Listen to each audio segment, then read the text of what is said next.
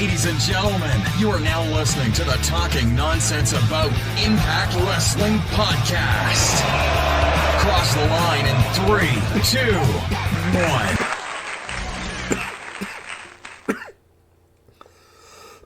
1. Hello everyone, welcome to the Talking Nonsense About Impact Wrestling podcast.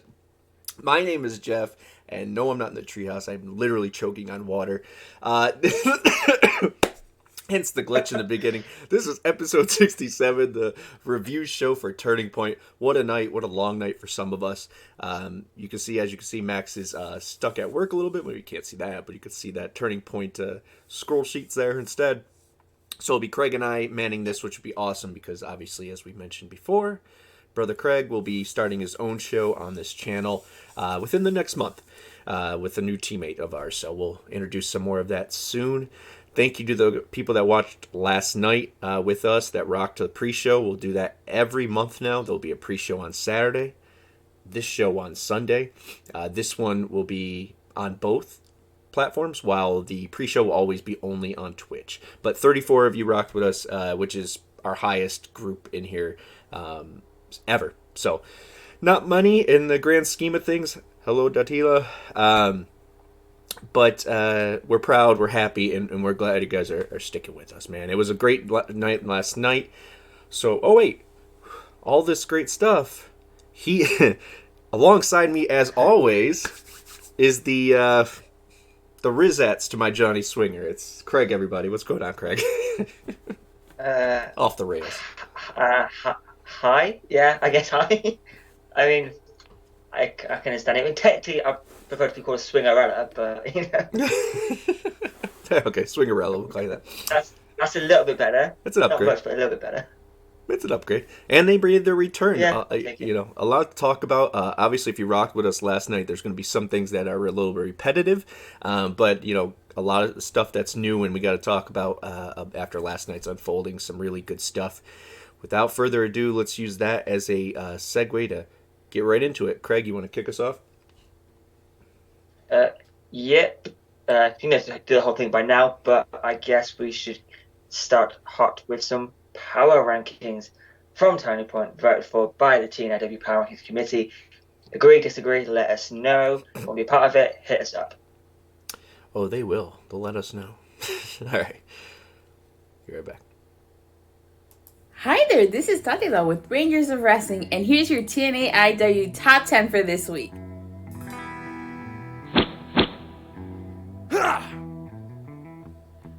Number 10, Digital Media Champion Jordan Grace. Number 9, the debuting JONAH. Number 8, W. Morrissey. Number 7, Chris Sabin.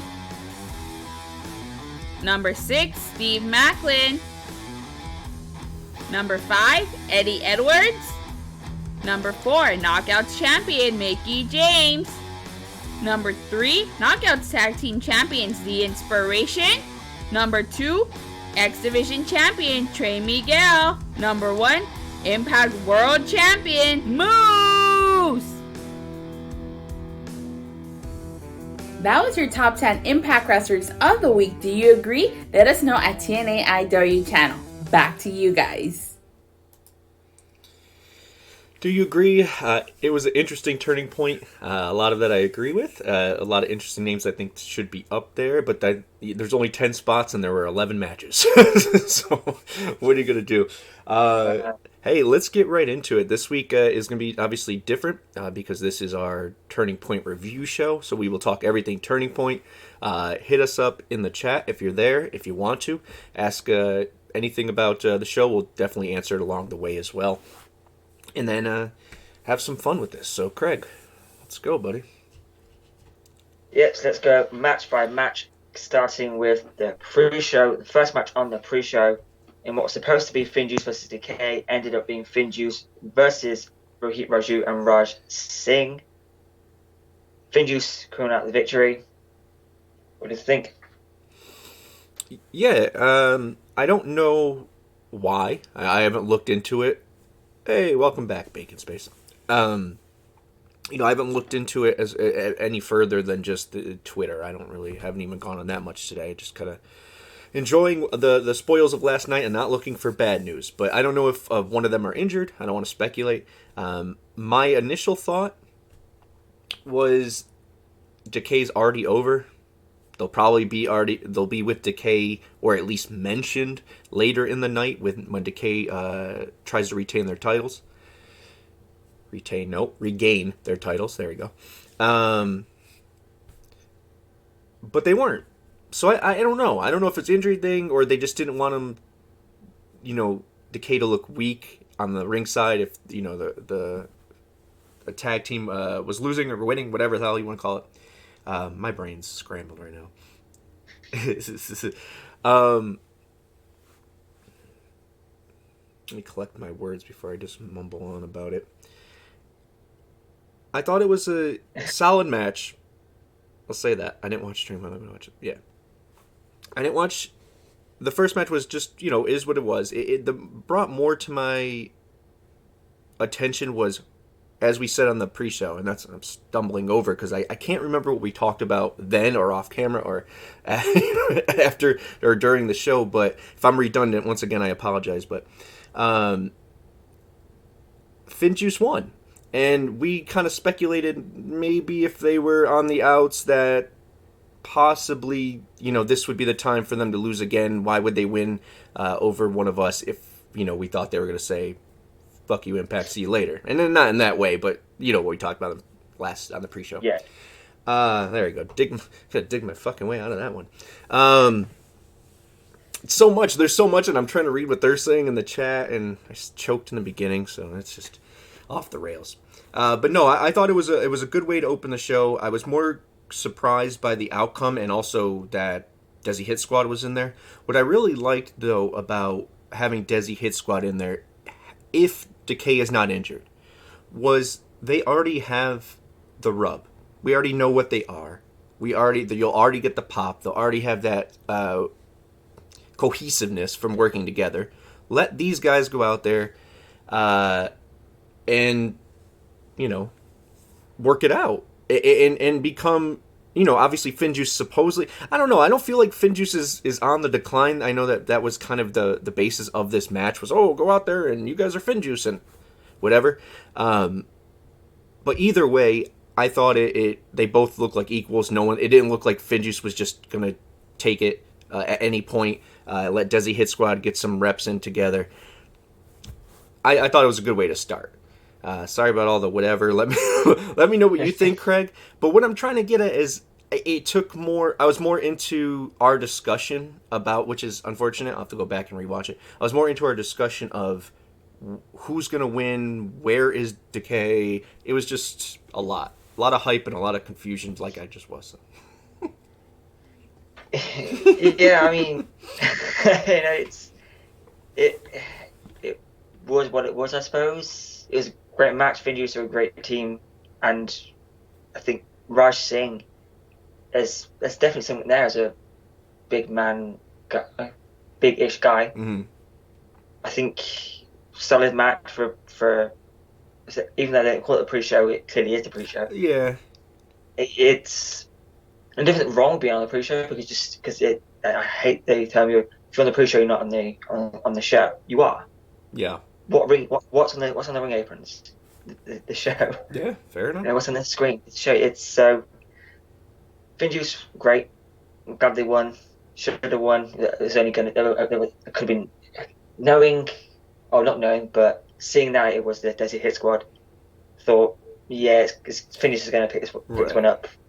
Decay wasn't too sure about, but unfortunately against the Desi Hit Squad, I kind of knew it was going to happen.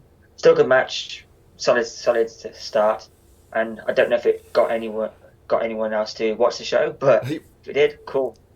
Right, I agree with all that, and I don't want to spend too much just on this one match anymore.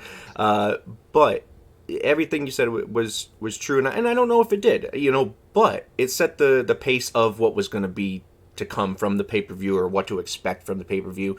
And I thought it made them both look good, despite where you would say Desi Hit Squad is in your mind maybe, or in win-loss column. I think this is the time that they need to start growing as well. That division, and we'll get to that. Let's move on to the next one, but I'm sure we'll talk about the status of the World Tag Team division. Yeah. So, second pre-show match,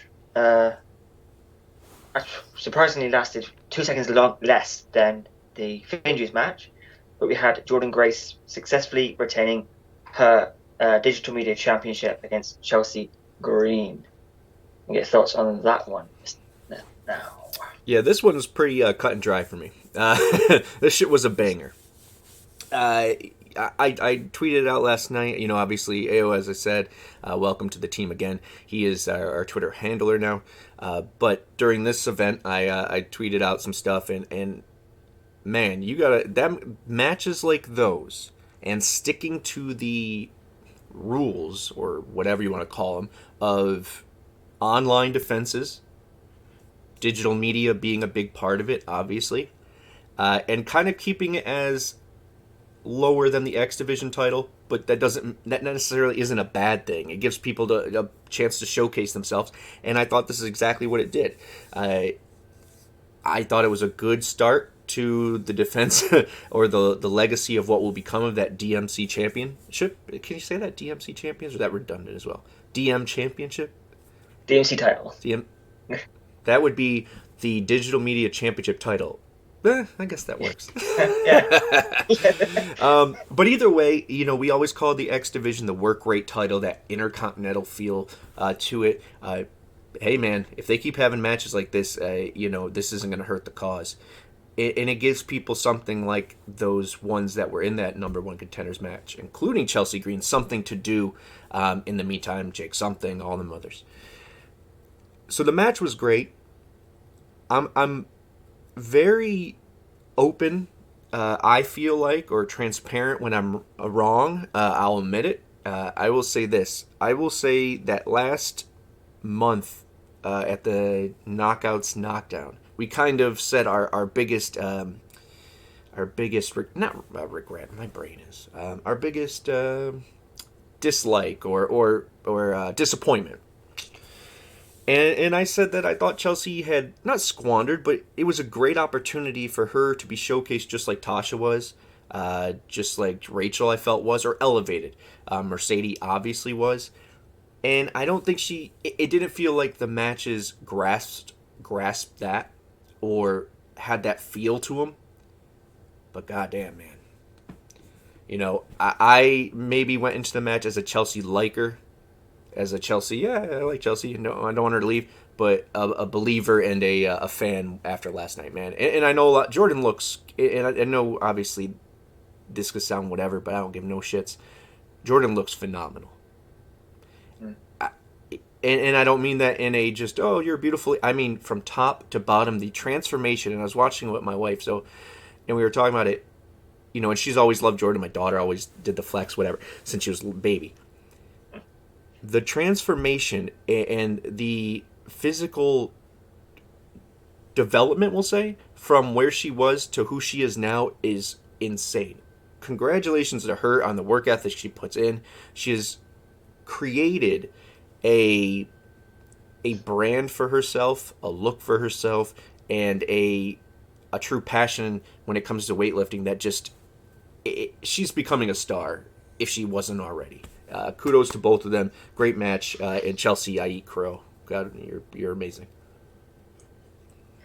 Yeah, I mean, at least for that. It was a very good match, no doubt in my mind. But I mean, maybe I was blinded by my dislike of Chelsea Green to that, how good that match actually was. I saw a lot of love for it online. I didn't necessarily feel the same. I thought it was a great match for what it's supposed to be. I mean, an 8-minute match, so longer than the Digital Media title matches have been in the past. Yeah. But on the, I don't know, it was a great match. Jordynne is a star. There's no doubt about that. She can win any title she wants to win and be believable with it. Yeah. But Chelsea, I mean, maybe I bit maybe a bit, maybe bias is the right word. But Bias against her, I guess. But you gotta let it go. That's like, okay, that's like, and this is a reference that you won't understand, and I can't make a good one for you, but to our audience, it's like if you're a big fan of someone, insert player here for Manchester, okay, United, and we'll say in this instance, in the States, it's a Kevin Durant, we'll say, and if you know his story a little bit, he was with the Thunder forever, they lost, he went to their rivals, they won, whatever. If he goes back after he makes that dumb decision and says, I want to win with you, I want to rock with you guys, I want to be, a Thunder for life, Thunder buddy for life, or whoever insert here wanted to go back to the Red Devils after doing the same thing, going to a rival or whatever and coming back. Hey man, they're rocking with you now. Oh, no, I don't have a problem with the fact that she left to go to WWE. My issue is firmly that I know she tried to ruin a pay-per-view, regardless of the reason.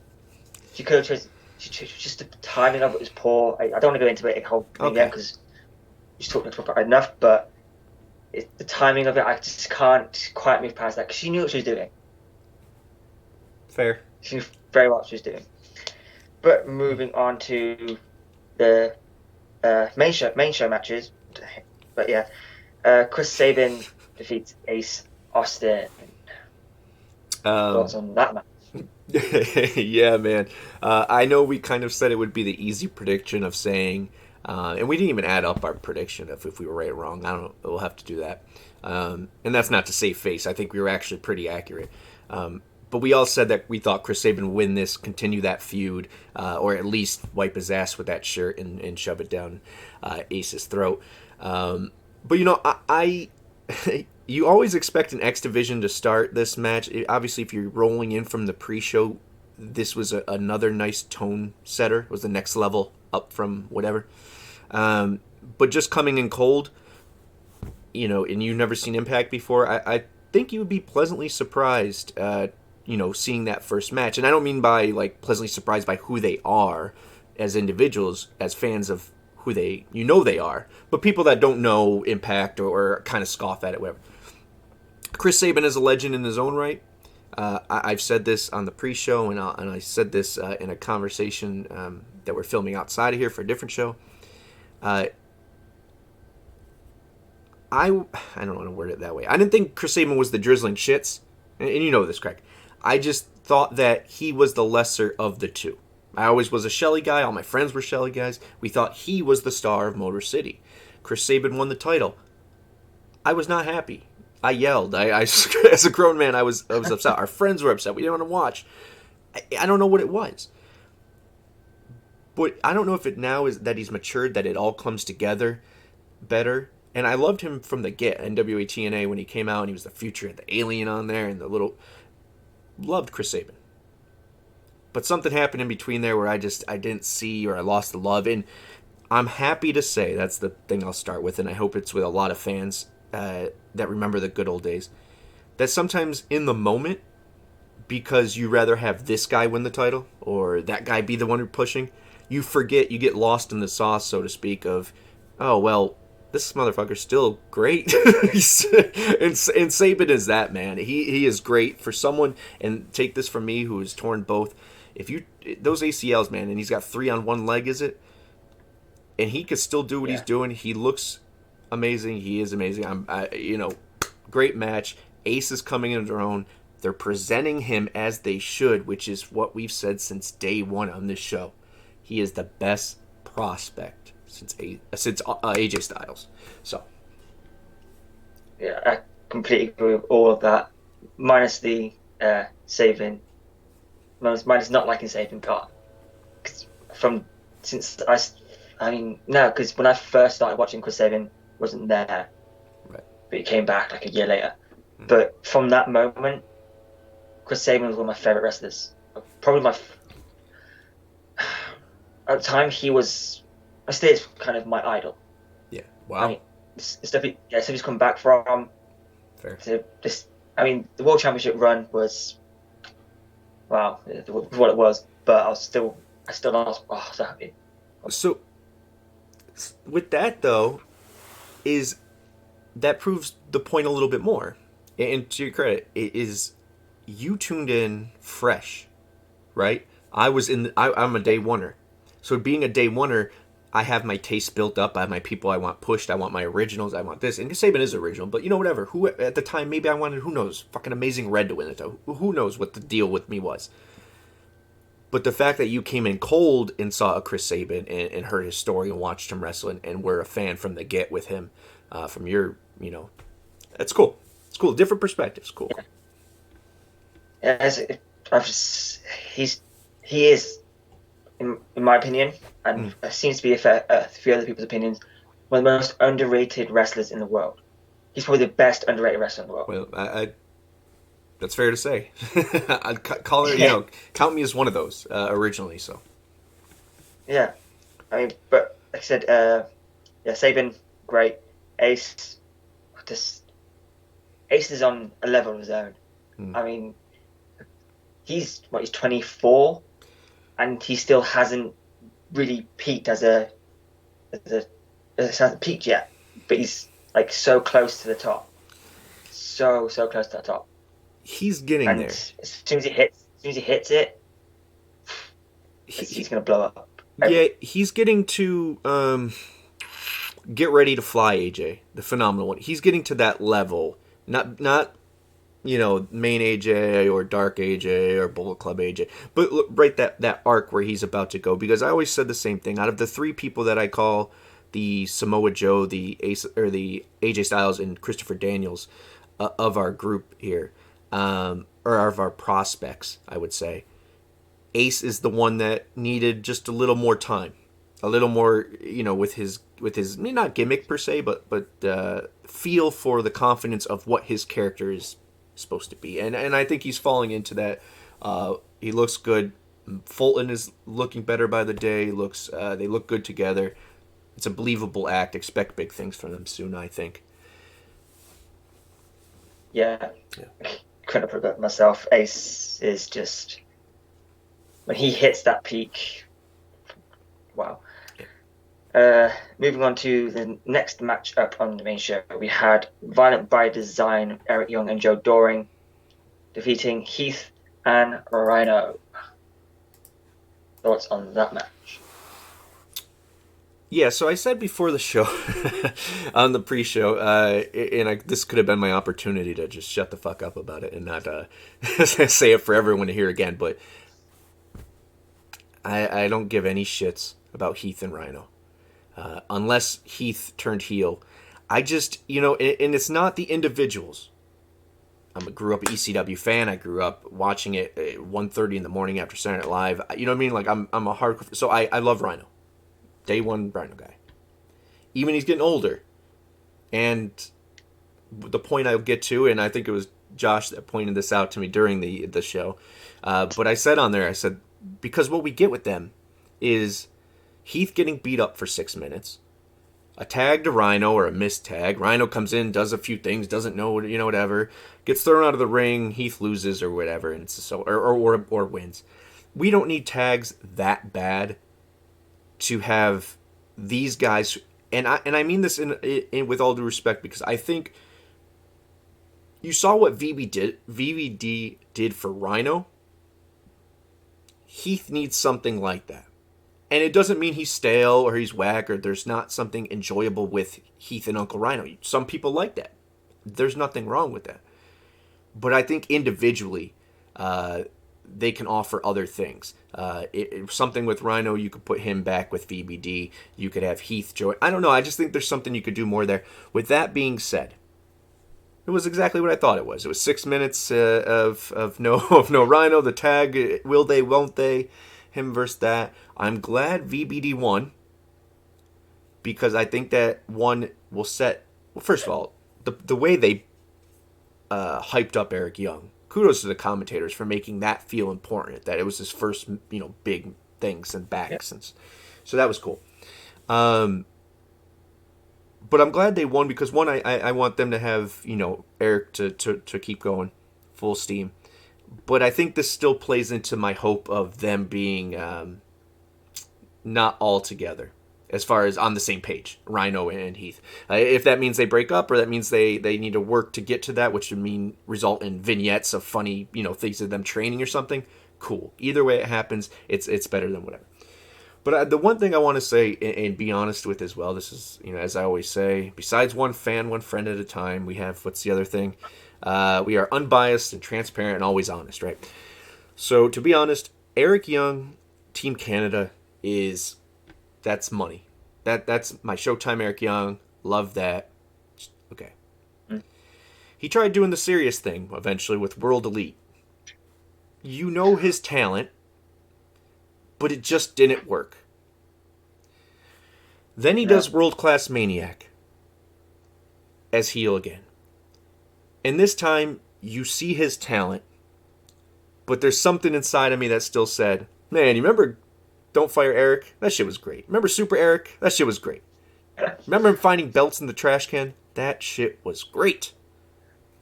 But last night, I did not remember that version of Eric Young at all.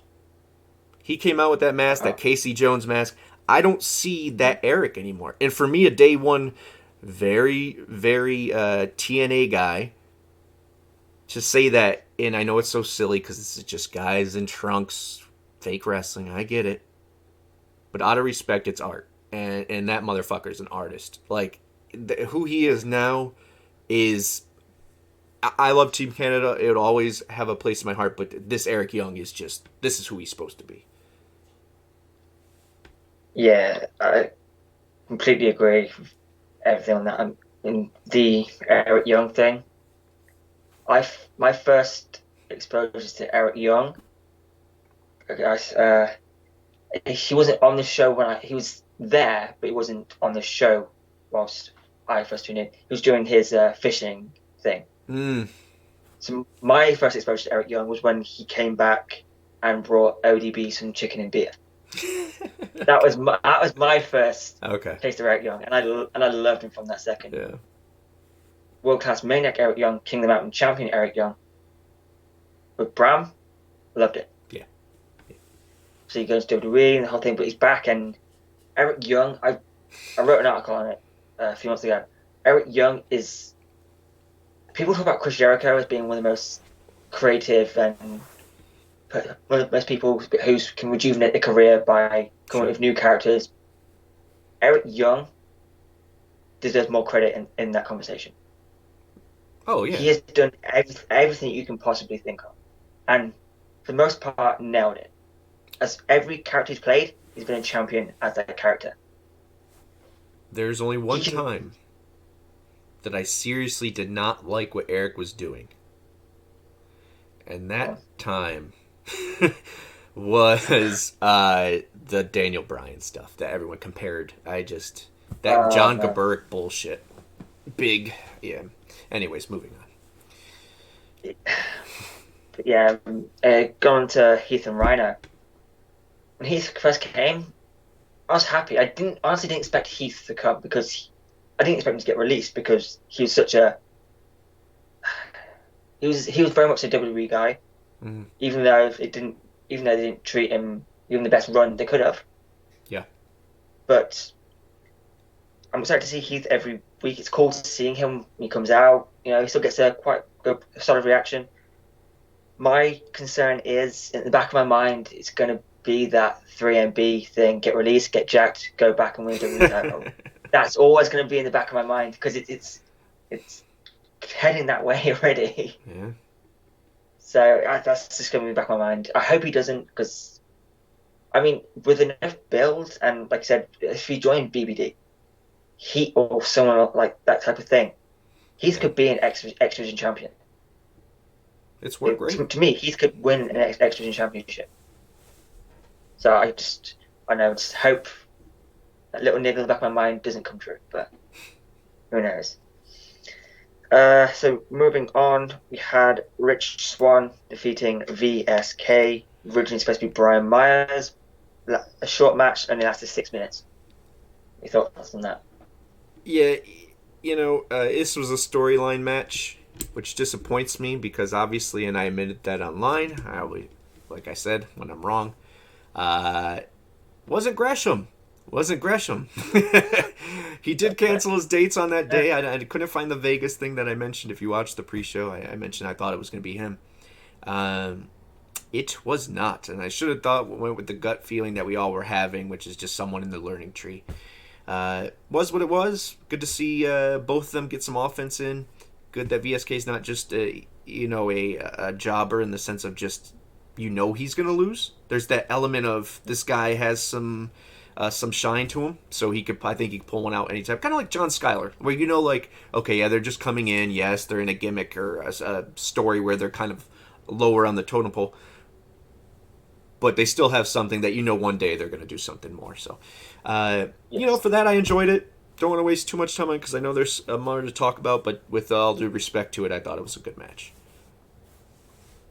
Yeah, I'm on the same page as you. It's a solid match for what it was, which honestly, I wasn't sure if Brian Myers was legit, not cleared, but I think it's probably a storyline thing. Which, if so, cool. Add another layer to that, which is probably going to lead to a six-man tag at Hard to Kill, but I still liked it. I like VSK. I think there's a lot of potential in VSK. Can't wait to see what more he can do. I like Zicky Dice as well. I think he's amazing. I want Zicky Dice out of the learning tree. Patience. Because he's I know that because 2 weeks ago on Impact, they let him have more opportunities to be a little bit more himself, which I loved. So hopefully we get to see more of that. But look, man, not much more to say on that. It was a great match. Yeah, no, really quick on that. It's just when they bring all this new talent in, and this isn't a dig at AEW because they're putting on some good shit right now. But this is how you're supposed to bring in lesser known talent. You present them as if maybe some people know them, so they're not just like some loser off the street. But you give them a backstage little thing, a lackey, a whatever it may be, so you get the taste of everyone understands who they are. And then you're not blowing your load the next episode. You give a little, Zicky says a little more. Oh, and then the following week he says a little more. You just got to show layers. And that's slowly introduce people that you bring in that are new instead of just throwing them in there and hoping that to God that everyone that watches know that they're from Hackensack, Michigan or somewhere. I don't know. No, I can completely get that. I mean, when he popped up in the entry, I thought, oh, cool, Zicky Dice is in Impact finally. But I guess for a while, when he was in NWA, I was thinking, man, wouldn't it be cool if he went to Swingers Palace? That because it was right there, and his character fits that way better. But no, Learning Tree, I'm a fan of the Learning Tree. I think has a lot of potential, but probably just is going to be the feeder team. Right. Then you move on to W. Morrissey, just beating the holy hell out of Matt Cardona.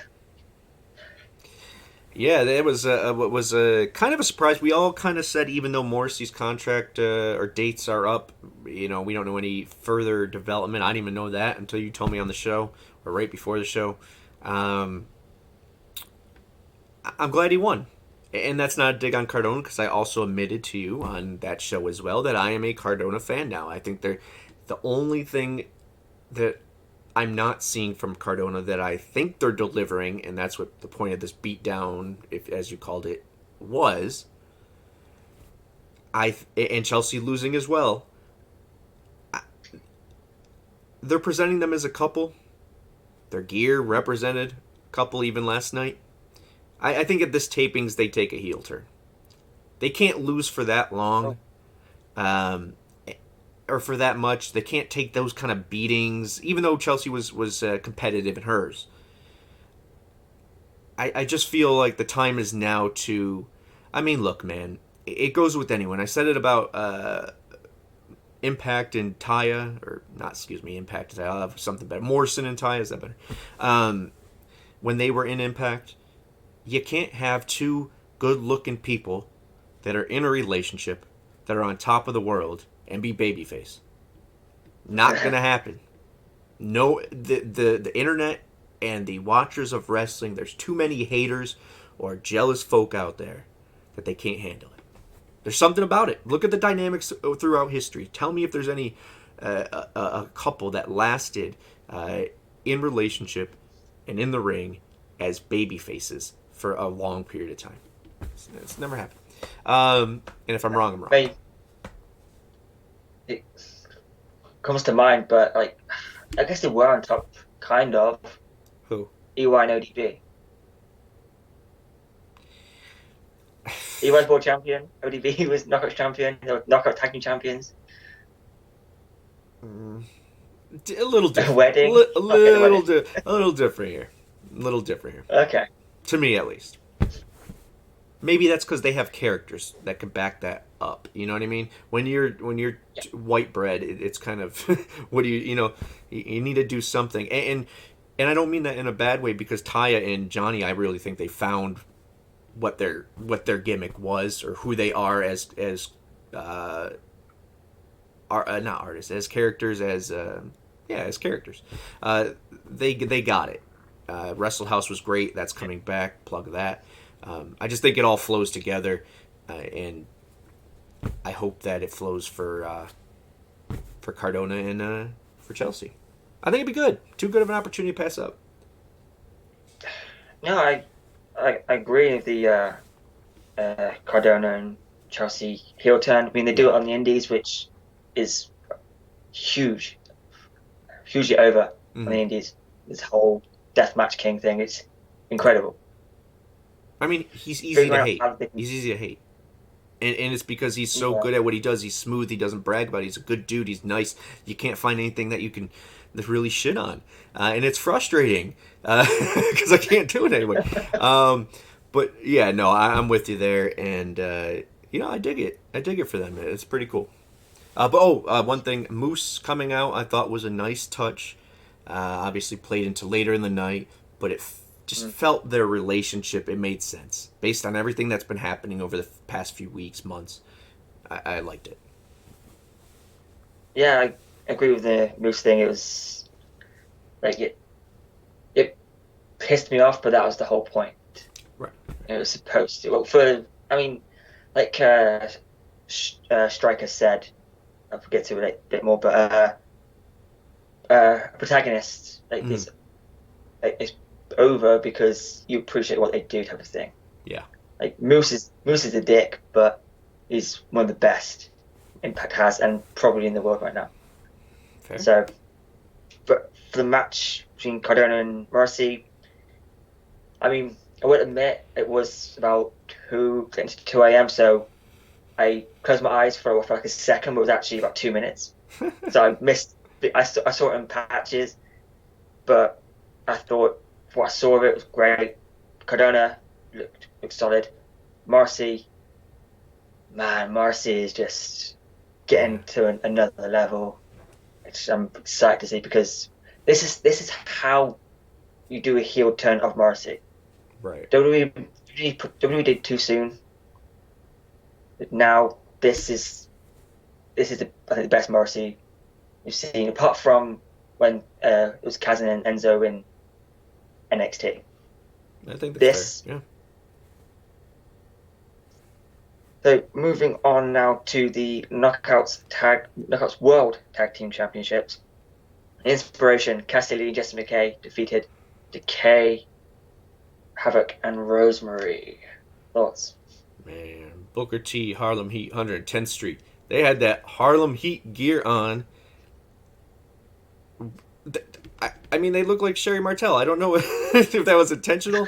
But that shit was dope. I dug it. I dig everything they do. And Eddie possibly too. That's fair. Yeah. Either way, they continue to improve in my eyes. Obviously, have nothing to prove as they are champions, but I think there's still a lot of people who are naysayers about them, about their talents or lack thereof in certain departments. I just don't subscribe to that. I thought I was concerned at the beginning because eventually the rhetoric of everyone saying something, you start to believe the hype, and if, in all fairness, was not a huge watcher of WWE in their time frame there. Some parts, yes, NXT, yes, and you know, whatever. But I'm pleasantly surprised in that department. I think both of their matches, which I really put over last time with the Undead Brides, I thought that was really good. I thought this one was good. The commentators are putting them over as good wrestlers, so they're changing the narrative there for them. You know, I dig everything they do. But Decay, man. Look. They literally can never win a belt again. They can lose every match they have. And no one would give a shit. Because because who cares? You can murder them in the Undead Realm, they'll come back. You could do anything with these characters and it gets over. I dig it. They're obviously maybe taking a little bit of an exit, as we talked about. Not exit of the show or anything, but there's obviously Wrestle House coming back. Many to allude that maybe there is a new tag team partner in there for Rosemary, maybe. You know what I mean? So there's a lot of, you know, even if it doesn't come to fruition, there's a lot they could play with there. There's a lot that's going to put them other places. So they had to end the thing here. I don't think it made them look weak. I love Decay. Everything they do, from entrance to what they're doing in the ring to how they're putting it together as a tag team. I dig it. So either way, I thought it was a good match. Saw some fun stuff. That powerbomb to the outside was dope. And what I really love, and I noticed more and more with this batch of knockouts here, and obviously I guess we can segue this a little bit to that really quickly. We're getting an all knockouts Ultimate X for the first time. Man. Okay, so in my head, I did not predict that. We didn't predict that. We never talked about that. But while I'm watching these matches over this with these more recent group of girls, women, they're taking some bumps that you don't even see some of the dudes take. Do you know what I mean? Like they're going hard.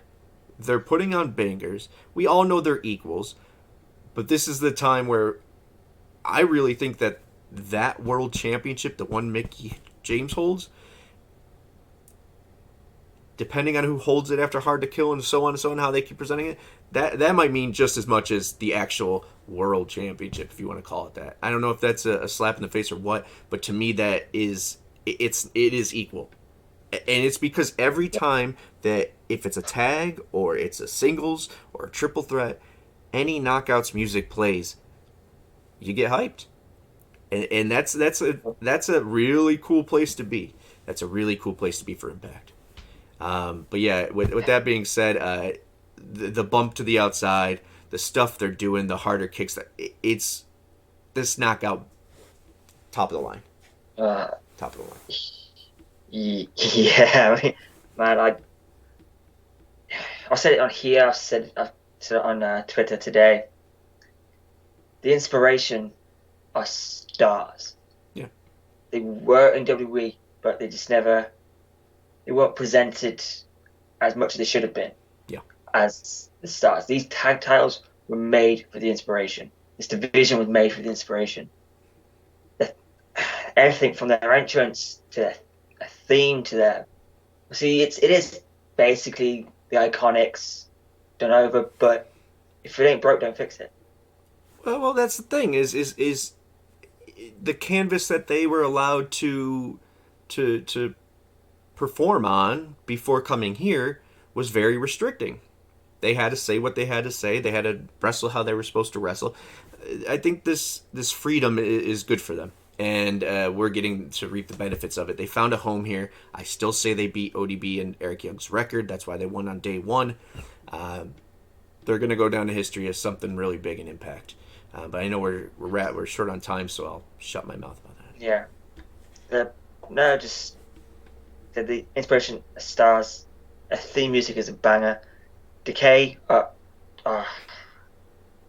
Decay could end up maybe in a few years if things keep going where they are.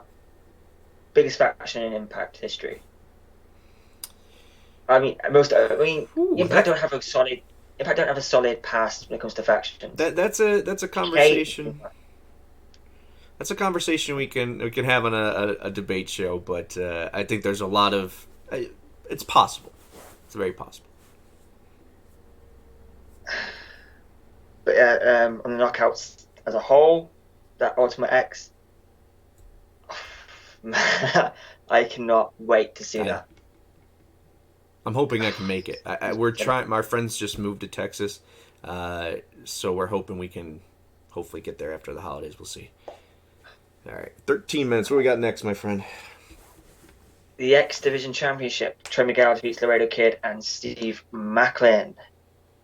Yeah, thoughts on that? Especially, I want to hear your thoughts on the finish. Yeah. So here's the way I looked at that. It was one of those matches where I took a step back and had to look at the big picture of it. It's funny because Scott mentioned it multiple times about Impact, and obviously a week back, talking about how Impact likes to be the head of the curve, ahead of the game. Be a trendsetter, not a follower. And this finish was something I'd say is something that is totally different,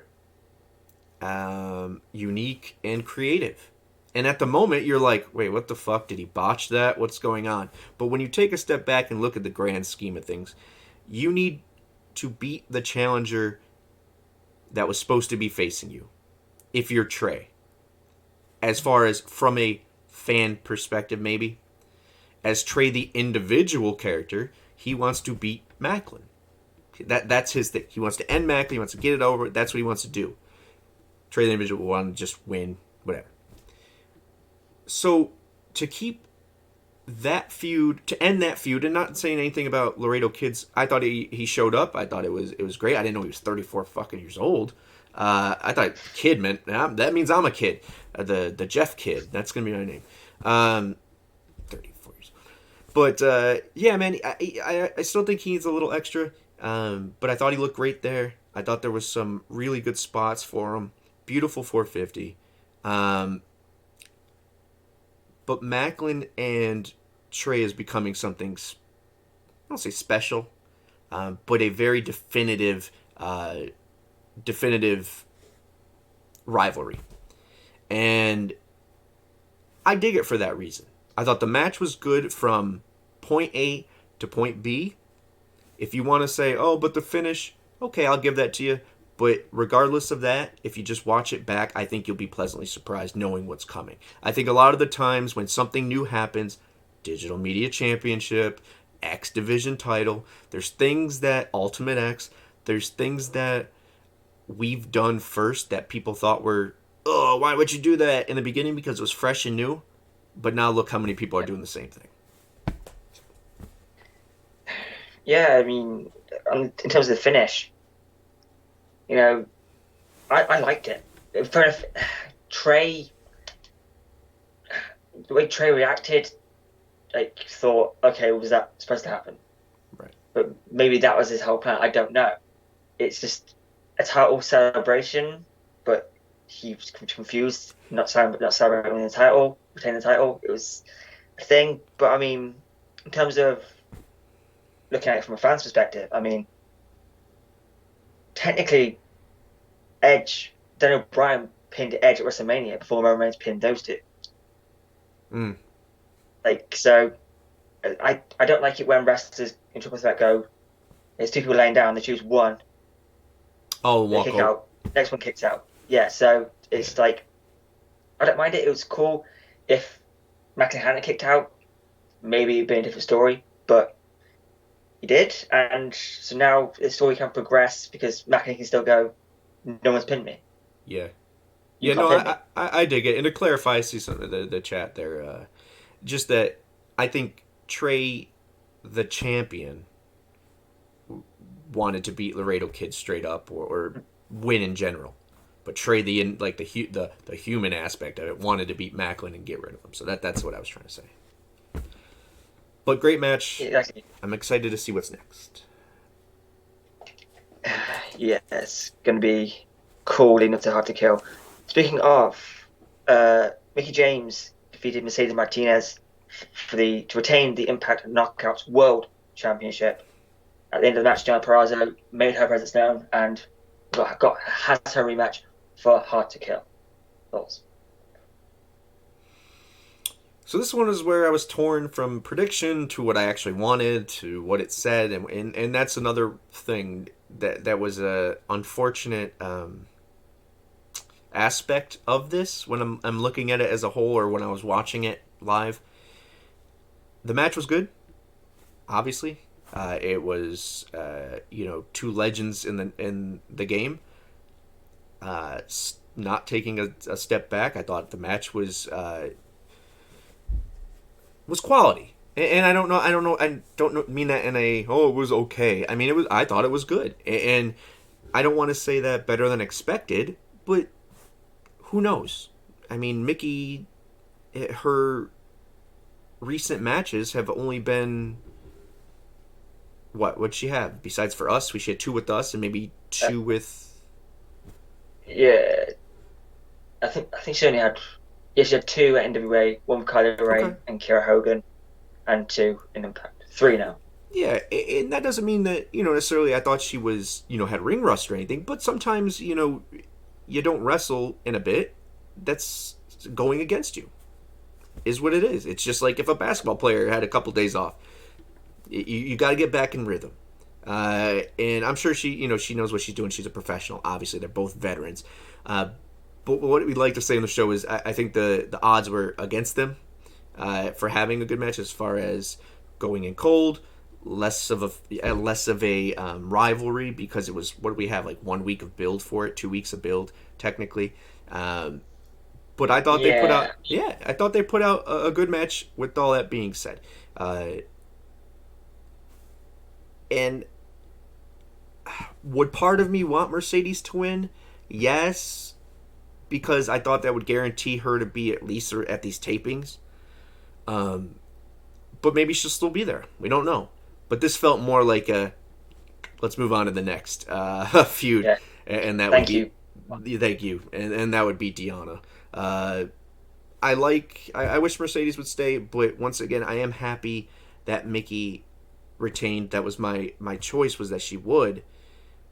But the reason I wanted her to retain was because I wanted her to eventually drop it to someone who was new and up and coming. And if she's fucking with Deonna at Hard to Kill, I don't really know, unless Mickey beats Deonna at Hard to Kill, and then the Ultimate X newcomer, whoever that may be, faces that. I don't know, man.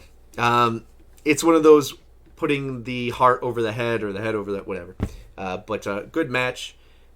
Enjoyed it. And we'll see what's next for that division.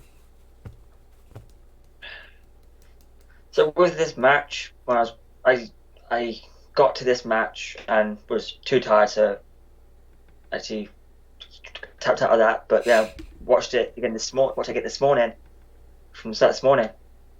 For some reason, I don't know why, I think I really enjoyed the match, and it gave me, I had a few goosebumps. I don't know where they came from, but I thought this is two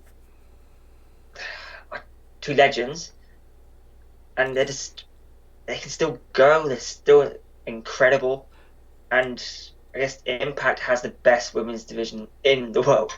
Yeah. You know what it is, and it's hard to say because sometimes we walk on eggshells nowadays to not, to work out what we want to say out loud. For good reason, some of it, for some whatever. But they are legends in their field, in their craft. And it felt big feel, even though it was a 2-week build to a match that we kind of knew the outcome to. It just felt important. And even if you went in dry, as we say, and you're watching it, I thought it I didn't want to overhype, but I thought it was quality. I thought it made me feel something, and that's what it's supposed to do. So. Yeah, it's great from start to finish. And Gianna at the end, cool moment. But like I said, don't know where this is heading with Mickey as champion. Right. But it's going to be a very interesting ride to Hard to Kill. And then next up, we had the Impact World Tag Team Championships. The Good Brothers defeated the Bullet Club. Thoughts on that? Honestly, I made a sandwich during this match. I, I did. I was hungry, and I had been up a while. So I made a sandwich. From what I saw, and I'm going to be honest, I'm always honest here, it was probably decent. I mean, the 4 people in it are all talented. I thought it was the Bullet Club's time as far as the finish. They look like they should be a group. They dressed the part. Chris Bay is acting and looking the most natural I feel he has as a once again as a character, I guess we'll say. You know, I had to I had to eat, and it had to happen somewhere. Okay, and I think that's more testament to me not caring as much about the division as I should, or maybe as I should, meaning maybe not. That's not on me. I don't think it's on us at all. But I think it's time for change, whatever that means. Is that the Good Brothers dropping the belts? I don't know. I would love for them to finish out this reign on a positive note. Because I feel like that is the vibe all the time. Oh, it's been Finjuice. Oh, it's been Bullet Club. Oh, it's Finjuice. Oh, it's Bullet Club. It's these people that they're going to beat. We know they're going to beat them. They're defending outside the company to fucking that clown show or whatever. What are they called? Decayed ones, Unbroken ones. I don't watch AEW. I apologize. Okay. Dark Order. Thank you. Yeah, Max was here. He would be on top. So yeah, man, they remind me of what was that? The Menagerie. Well, good thing Rebel's there. Off the rails again, but yeah, we're running low on time, so I'll just say this: I you know, that's no disrespect to any of them. They all looked the part. I'm sure the match was solid. I'll go back and give you my honest opinion next week, but I'd rather be transparent about it and just set a plop in some positive shit here. But I'm ready for new tag teams, and that's what I was getting at in the beginning. I'm happy that we saw Desi Hit Squad. I'm glad that I hope DK's not injured. And I'm glad Finch just got the win and maybe stick it around for a little while because we need something. We need something. Something to spice it up. Yeah, my first thoughts on the match. First of all, the entrances, amazing. Bullet Club, every time I hear that Bullet Club theme in Impact, it gives me the feels because it's still a huge deal. Yeah. Like New Japan are letting the Bullet Club have a fat section in Impact. Last time they did it was for Ring of Honor, and look what happened to those guys. Well, so hopefully that doesn't happen to us. The first part of the Bullet Club, I wouldn't mind. Like, that's fine. Yeah. But the rest, no. But yeah, the match. Great match. Didn't like the finish. Didn't like it. Because my thought was when Anderson pinned Bay, why not now? Why are the Good Brothers... They didn't need these tag titles. Because, look... Why... Here's the answer, and then we're already at 7, so thanks for sticking with us, guys. We'll wrap it up quickly. At the end of the day, we both know that Eddie and Sammy were supposed to wrestle them at Bound for Glory. They were probably supposed to win. And their defenses were going to be against heel teams that could have already been established, be it the Bullet Club or whoever it is, the Good Brothers again. There was new, fresh tag teams for these new champions. We didn't get that. We are where we are. They're making the best of it. This taping is the one that I will say, okay, all right, they know what they're doing, obviously. With all the other divisions, this is the time to right the ship. But let's, sorry to cut you off. Let's just move on and try to wrap it's up. fine. It was Bullet Club's time. But I digress as we move on to the main event, Full Metal Mayhem. Mayhem. Yeah. Well, why don't we talk? We gotta talk about Jonah first, yeah. Oh yeah, of course, yeah. Of course, Josh Alexander came out, said he wants to sit ringside and is going to beat Moose after the match, but got botched for a second. But Jonah, the former Bronson Reed, finally made his debut in Impact by just flattening Josh Alexander and making the refs sound like a bomb was going off. Yeah. Here, I'll make this one short and sweet. First of all, the promo Josh cut. As soon as Bound for Glory ended, I said this to you and to the... did we tape after Bound for... No, the next day. But I said on the show, go back and watch it, guys. Josh is going to be okay. Because just like babyface white meat, like I said earlier, doesn't work in this day and age right now. No one wants to see Josh climb and climb and climb, win it, and then defend it honorably for a long period of time. That's not how it works. How interesting is that past 3 months in? What do you do? You know, how does, you know, could he make it work? Yes, he's a generational talent in my eyes. With that being said, man, you know, I am not, I'll say super familiar with Jonah's work. I've watched matches. I know of him. I've done my research. But to make an impact, that was an impact. Okay? So, but what I was getting to full circle after BFG was Josh was going to be okay if he was angry and focused. That's who his fucking character is. He's angry, aggressive, and focused. Angry, aggressive, focused. That's his shtick. He needs to be that to work. And it works. And then for him to say that and say he's going to sit ringside, which is beautiful because it puts that in your head that, oh, he was intending to sit ringside, which I thought was great. And then Jonah comes out, which I might say, I'll have to listen again, but I'm pretty sure we have another banger on our hands as far as theme songs go. But, dude, I once said, and I said it, I alluded to it earlier, we have our Daniels, our Joe, and our AJ. AJ is our Aries, Daniels is our Bay, Josh is our Joe. If this kid sticks around, and maybe even joins the Bullet Club, which I think would be great, he is the Joe, and Alexander is the Angle.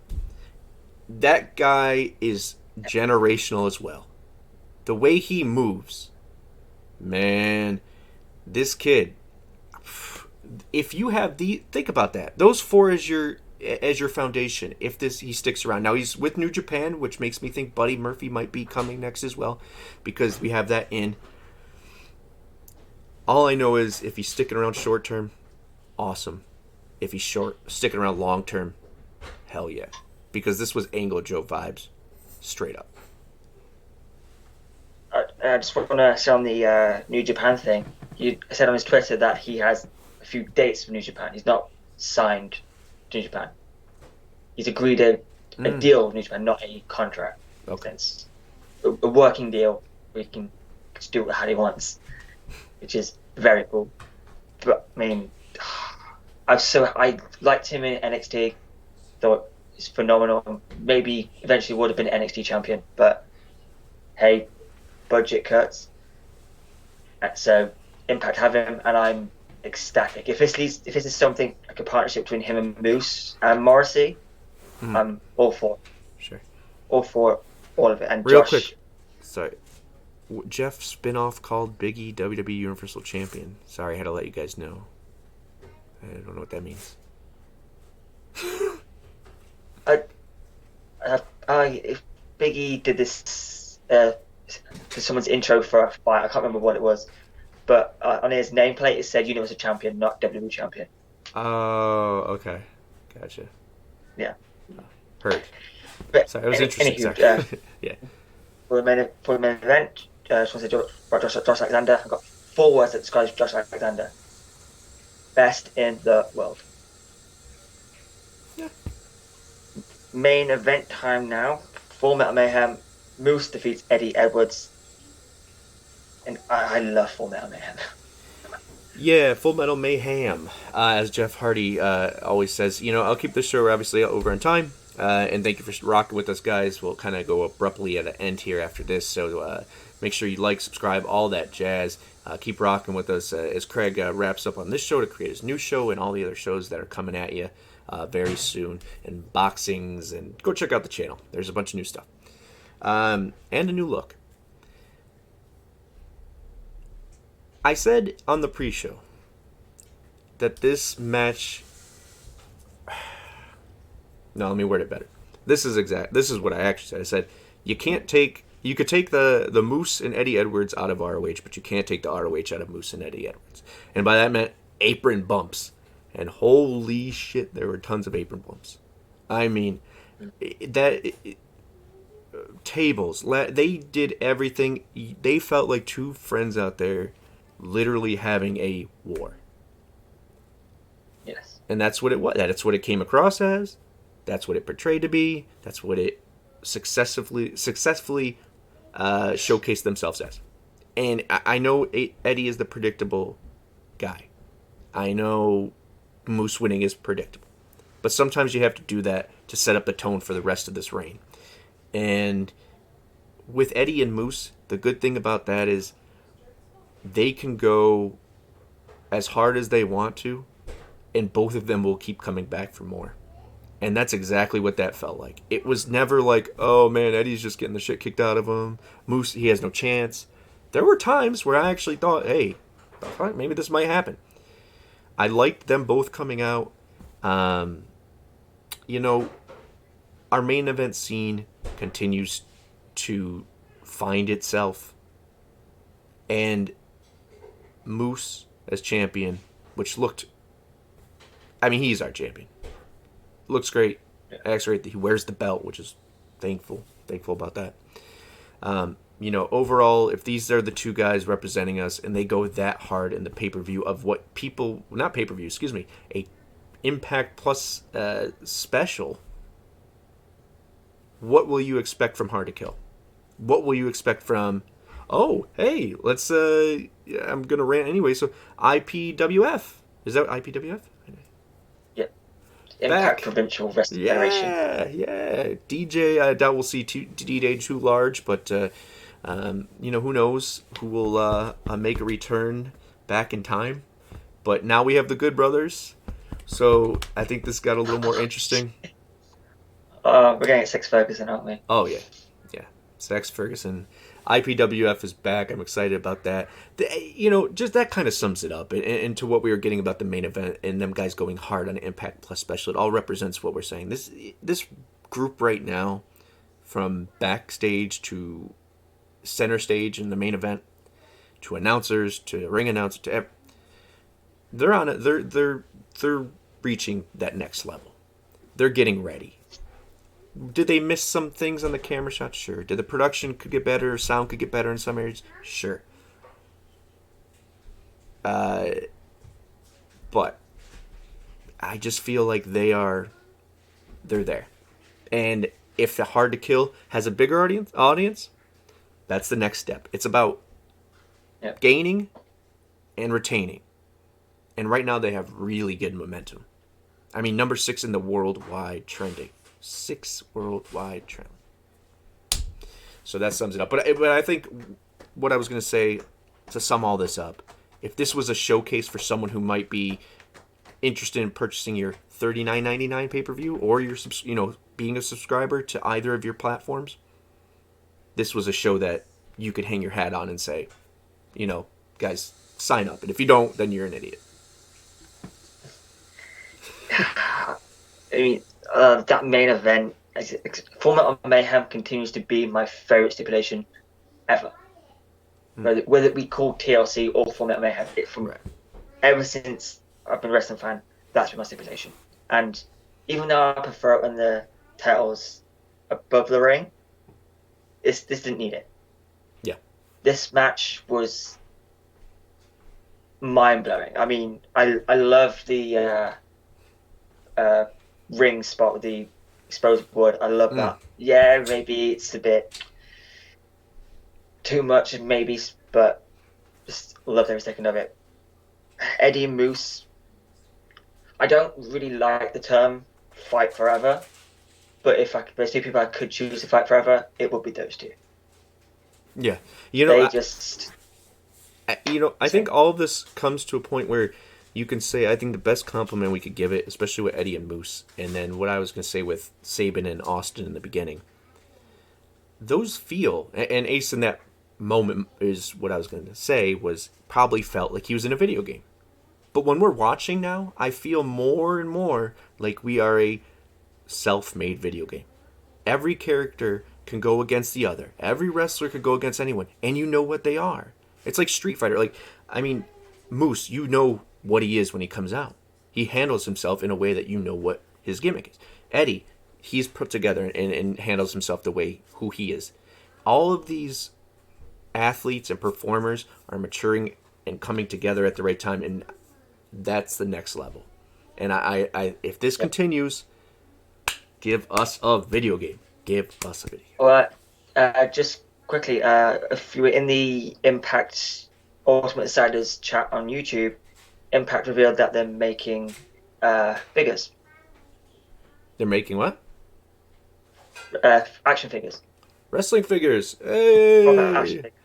Let's end it off on that. That's a great note. One more thing for me to spend my wife's money on. Wrestling figures. Gotta buy them. All right, guys. It was a great show. I think we could both say that. Obviously, Craig will be with us continuous for a little bit more, so we'll get to talk about this more. And on next week's show, episode 68. Holy Lord, 68 weeks of this show. And unlike Bischoff, never once on top. No, once we get to 82 weeks, we'll be on top. All right, guys. Thanks for listening. Thank you for coming and lighting up the chat, guys. AO, Big at Space, Detia, whoever else was in there I didn't see. Thank you. Like, hit subscribe. Craig? Yeah, just do the whole thing, and I guess we'll see you next time for some more Nonsense Live. Goodbye. Bye, guys. Bye, everybody.